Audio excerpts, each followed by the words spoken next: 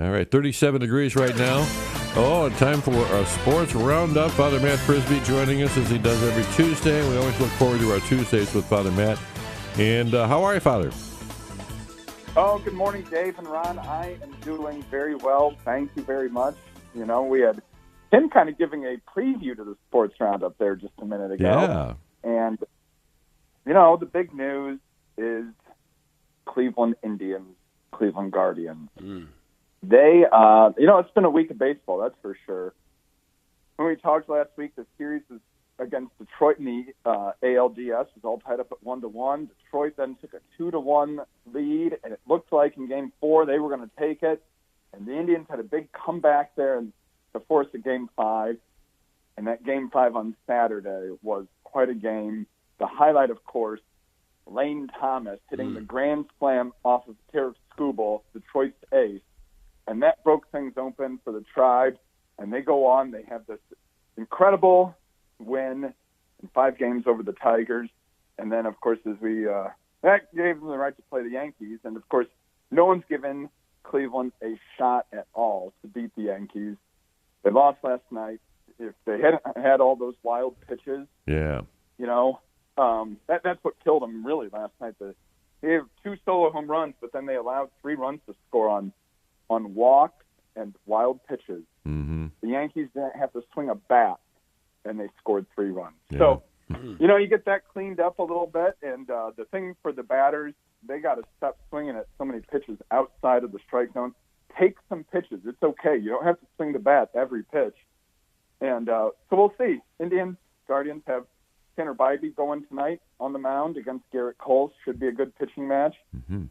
Good news for Cleveland. They did not throw their high-leverage bullpen guys last night, gave them another night of rest. So bullpen should be ready to go.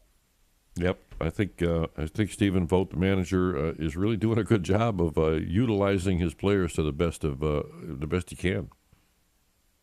I agree. I'll have one critique though, which would have been last night, as he brought Alex Cobb out and brought in rookie Joey Cantillo, a rookie coming in with bases loaded. I don't even know if there were any outs, and in that high leverage situation as a rookie in Yankee Stadium, kind of think maybe Vogt would have done a little better job if he had brought someone else in at that moment. But otherwise, I tend to agree. Ryan Day, the old saying, he has not met a top 5 team he can beat. Proved true again this past weekend as the Buckeyes went down to Oregon. Well, that's right. And as I told everyone this weekend, I wasn't going to let the Buckeyes or the Browns get me down because of the Tribe's big Game 5 win. But the Buckeyes go to Eugene, Oregon, which is a tough place to play, the Autzen Stadium. We saw that. A number of false start penalties from the Buckeyes, and the defense totally gashed. Really, in the second half especially, but even the first half, Denzel Burke, Ohio State's All-American cornerback, was really picked on all night. And then at the end there, with all that being said, the Buckeyes had a chance to win the game, Yeah, it was a good game. And then there was that offensive pass interference on Jeremiah Smith, which a lot of people have said was a pretty bad call. Yeah. They let really physical play go on all night, and then to call that then a bad call. But then, of course, we know the Will Howard there with 6 seconds left in the game. And they still had a timeout, but he takes too long, and he just runs the ball as time runs out, and that's how it goes. It's tough. It's tough winning on the road in college football, and we saw that from the Buckeyes. If these two teams play on a neutral site, things might be a little different, but the defense has got to get a lot better. And you've got to give it to Oregon's coaching staff with that putting 12 men on the field. It looks like they did it on purpose, knowing that they could run some of that time off the clock and it wouldn't be considered a dead ball foul. Yeah, that's right. It's a smart move. That's exactly right. And, you use the rule book to your advantage. And so you can't blame him at all. In fact, anyone else Bill Belichick was famous for doing those kinds of things, of finding ways to run off the clock on other people, just using the rules of the game. Big injury yesterday to Adrian Hutchinson, so a big loss for the Detroit Lions. Man, and a gruesome injury it looked like on Sunday. Yeah, thankfully I didn't see the injury. Of course, the Lions had that huge just walloping of the Cowboys, for which most of America was grateful, 47-9.